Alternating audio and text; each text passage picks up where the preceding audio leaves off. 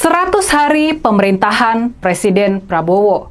Sudah 100 hari lebih Presiden Prabowo memerintah. Pertanyaan penting dan kritis kita adalah, pertanyaannya, sudah sejauh mana Presiden Prabowo berhasil melepaskan diri dari cengkeraman mantan Presiden Joko Widodo? Dari cengkeraman mantan Presiden Jokowi. Menurut kalian, sudah sejauh mana Presiden Prabowo sudah bisa memerintah secara mandiri dan terlepas dari pengaruh besar Pak Jokowi serta jejaringnya yang masih bercokol kuat di pemerintahan sekarang ini?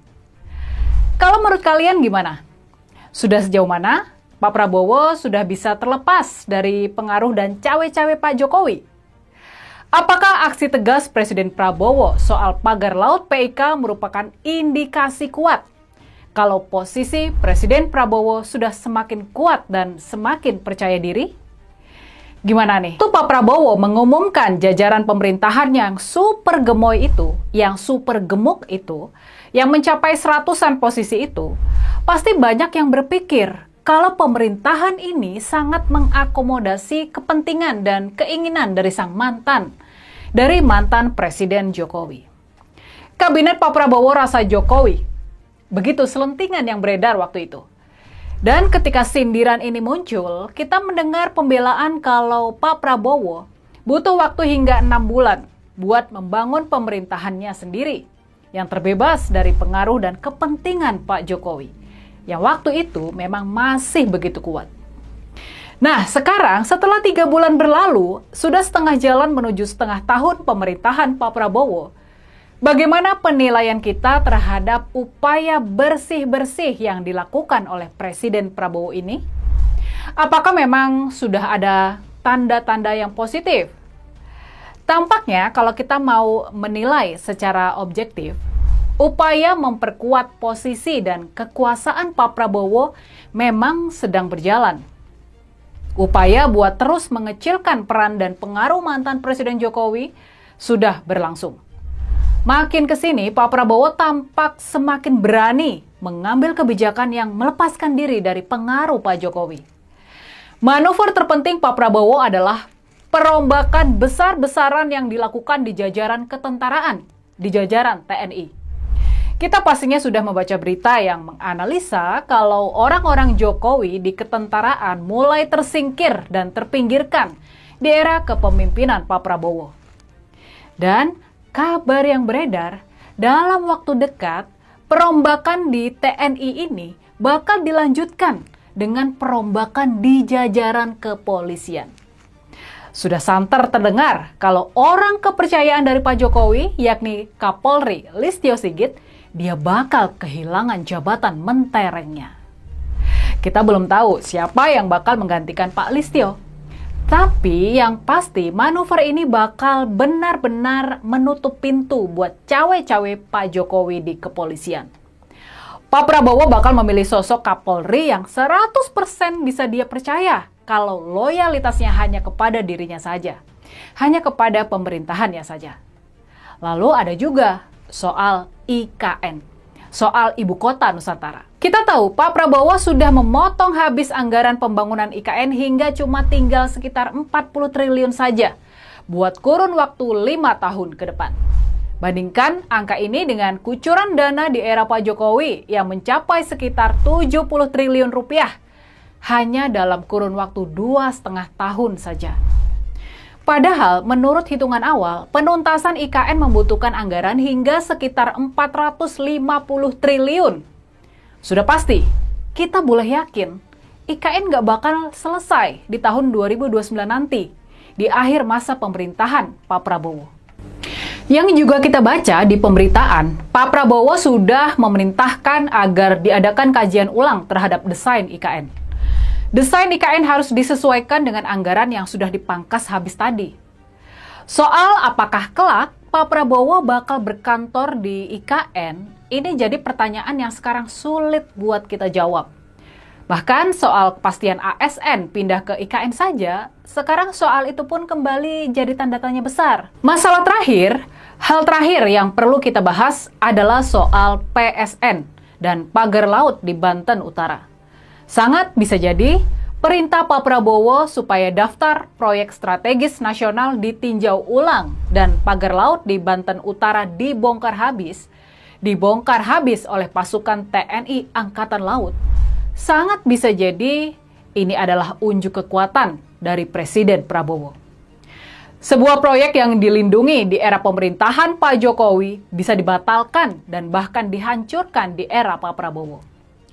Ini bisa jadi adalah sebuah simbol unjuk kekuatan dan kekuasaan dari Presiden Prabowo. Ini bisa jadi merupakan sebuah peringatan kepada para pengusaha, kepada siapa saja, kalau sekarang yang berkuasa adalah Presiden Prabowo. Makanya nih, pengusaha yang dulu sangat ditakuti seperti Aguan saja, yang dulu dijuluki sebagai kepalanya dari 9 naga, dia tetap bisa dibuat gak berkutik sama pemerintahan Presiden Prabowo. Jadi gimana nih kalau menurut kalian? Melihat sepak terjang Pak Prabowo dalam 3 bulan terakhir, yakinkah kalian kalau Presiden Prabowo memang sedang melepaskan diri dari pengaruh dan cengkeraman mantan Presiden Jokowi? Nah, pertanyaan penting berikutnya dari sini. Melihat manuver. Ya, sangat menarik sekali ya. Tadi penyampaian yang luar biasa sudah kita simak dan bahkan kita sudah memahaminya. Ya, bagaimana sosok Presiden Prabowo Subianto ya dengan Mas Gibran ya. Mas Gibran Raka Buming Raka sebagai Wakil Presiden Republik Indonesia yang tentu menuai banyak sekali kritikan dari masyarakat Indonesia, khususnya bagi para pengamat politik ya, para politisi dan mungkin para pegiat media sosial lainnya ketika melihat dan menyoroti apa yang mungkin menjadi hal yang mestinya menjadi sebuah penilaian kepada kita ketika kita melihat bagaimana perilaku ya, perbuatan, kinerja dan sebagainya beserta janji-janji dan bukti-bukti yang dilakukan, apalagi ketika kita mengingat bagaimana bobroknya pemilu pada kontestasi Pilpres 2024 lalu. Ya, mungkin bagaimana kita mengingat ketika adanya yang mungkin sering sekali kita mendengarkan pembegalan di MK ya, dan merubah minimal usia ya pencalonan pada saat itu dengan adanya seorang paman Anwar Usman, paman Gibran ya, kita sebut sebagai orang dalam saja lah ya di Mahkamah Konstitusi pada saat itu. Yang memang ya tentu ya pelanggaran juga sebetulnya. Kalau nggak pelanggaran tidak mungkin Anwar Usman diberhentikan dari jabatannya. Ya mungkin kurang lebih seperti itulah ya cara berpikir kita untuk melihat kondisi tersebut. Nah kemudian teman-teman banyak sekali memang yang menyebutkan ya Gibran ya inilah, Gibran itulah dan lain-lain ya. Tetapi bagaimanapun itu kan dipilih oleh masyarakat Indonesia teman-teman, dan itu dipilih langsung ya. Ya meskipun memang secara sadar kita sering sekali mendengarkan bahwa itu ya karena efek kekuasaan, adanya bansos yang dibagikan secara brutal dan hal-hal yang lainnya. Dan bagaimana ketika Pak Prabowo mungkin sebagai presiden mendengarkan banyak sekali kritikan kepada wakilnya dan lain sebagainya. Nah, seperti apa tanggapan dari Presiden Prabowo gitu ya? Atau mungkin biasa-biasa saja, atau mungkin tetap bersama Mas Gibran dan seterusnya, karena yang saya dengar-dengar banyak sekali orang yang menginginkan Gibran itu mundur atau minimal dicopot, dimakzulkan dan lain sebagainya. Saya nggak tahu sih atas dasar apa, tetapi mungkin atas dasar penilaian-penilaian terhadap kompetensi seorang Gibran yang sekarang menduduki jabatan sebagai wakil presiden, jangan hanya sebagai ban serap belaka saja gitu ya, tetapi bisa berfungsi menjalankan fungsinya sebagai wakil presiden gitu ya. Ya meskipun sangat mudah sekali bagi seorang Gibran untuk menjadi wakil presiden, tetapi sering sekali disebutkan apakah salah anak muda untuk maju. Nah itu dia tuh ya, apakah salah anak muda jadi pemimpin? Tidak salah sebetulnya, tetapi melalui proses-proses yang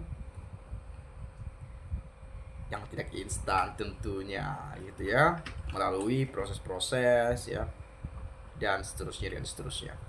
Nah, kalau saya melihat dari penyampaian tersebut, tentu masyarakat punya penilaian terkait hal ini yang ini akan saya ulas kepada pemirsa dan Bapak Ibu serta teman-teman semua. Misalnya dari Hussein Ngaftar ini ya, apa nih? Hussein Ngafar ya. Ini komentar terbaru 1 bulan lalu, artinya video ini kurang lebih 1 bulan ya, karena ini komentar terbarunya 1 bulan. Presiden Prabowo tidak bisa berbuat apa-apa, wakilnya tidak diganti. Alasannya, Gibran adalah simbol wakil presiden, tetapi yang berkuasa adalah Pak Jokowi.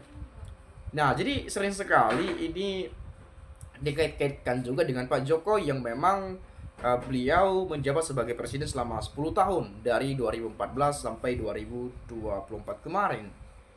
Nah, ini juga sering sekali dibahas bagaimana kedekatan hubungan antara Presiden Prabowo Subianto dengan mantan Presiden ke-7 Republik Indonesia, Bapak Joko Widodo, dengan Gibran, dengan orang-orang menteri-menteri yang pernah dipakai Jokowi, kemudian dipakai Presiden Prabowo lagi, yang banyak menyebutnya adalah menteri titipan dan seterusnya dan seterusnya.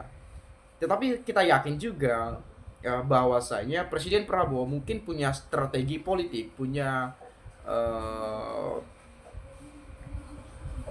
apa namanya, punya program ya, punya gagasan ya, punya pemikiran-pemikiran atau strategi-strategi yang lain yang mungkin ya bisa kita sebut untuk mendorong bangsa ini agar menjadi bangsa yang lebih baik ke depan, ya, bangsa yang lebih maju, memberantas koruptor ya, dan seterusnya dan seterusnya.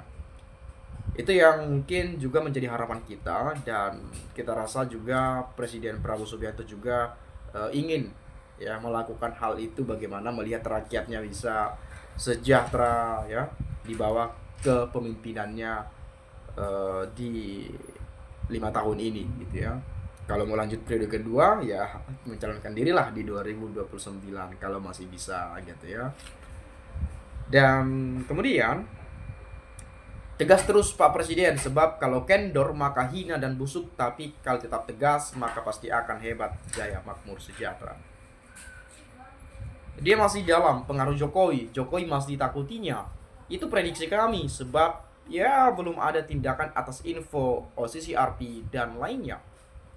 Ya tentu kalau kita melihat ada berita dari media asing, ini OCCRP ini ya saya bisa sebutkan semacam ya perkumpulan jurnalis lah ya, dan mereka mengeluarkan berita ini kan dari OCCRP gitu ya, yang menobatkan presiden mantan presiden ke-7 kita ya Pak Jokowi itu masuk dalam 5 daftar tokoh terkorup di dunia ya.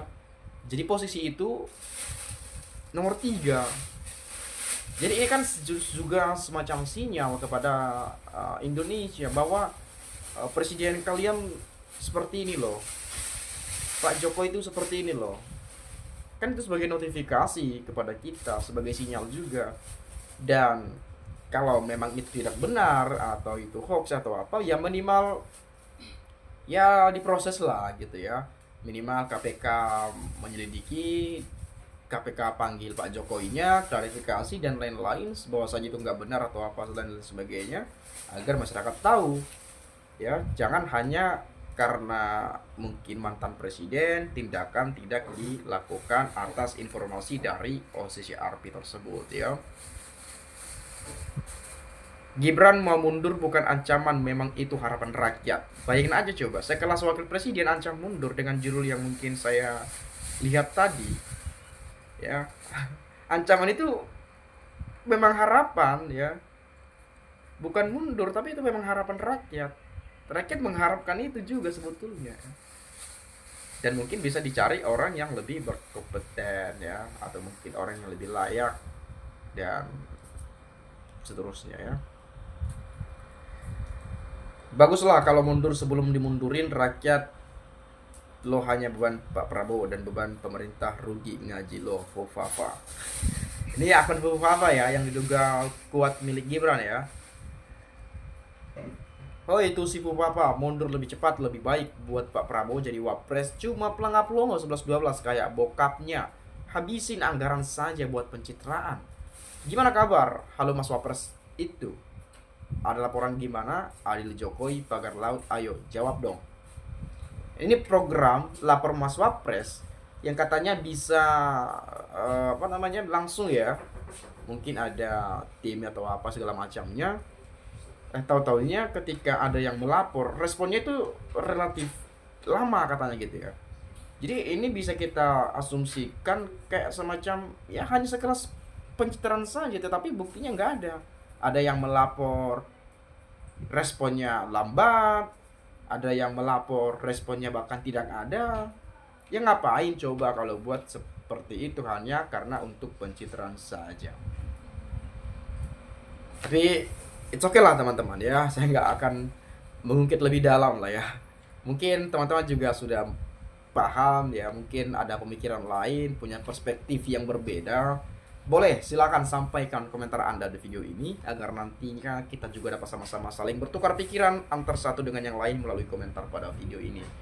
Dan harapan kita ke depannya bagaimana Mas Gibran sebagai wakil presiden ya dapat membuktikan ya segala kinerjanya ya, segala program yang pernah dijanjikan pada saat janji kampanye itu diucapkan, dilakukanlah ya, biar nanti masyarakat menilai oh ternyata benar, tidak hanya omong-omong saja.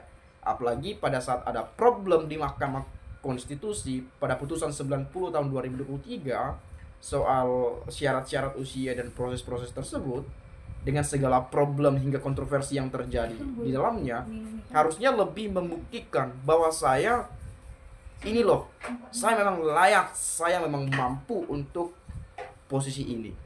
Ya meskipun banyak problem-problem di Mahkamah Konstitusi, ya udahlah itu sudah jauh-jauh lah, udah berlangsung lah, nggak perlu didebatkan lagi dan seterusnya dan seterusnya. Saya rasa kurang lebih seperti itulah ya. Mungkin sekali lagi itu saja teman-teman, kita akan lanjut di video selanjutnya, hanya membahas seputar politik, pendidikan hingga budaya. Pelihara akal sehat agar negeri ini bisa selamat. Terima kasih.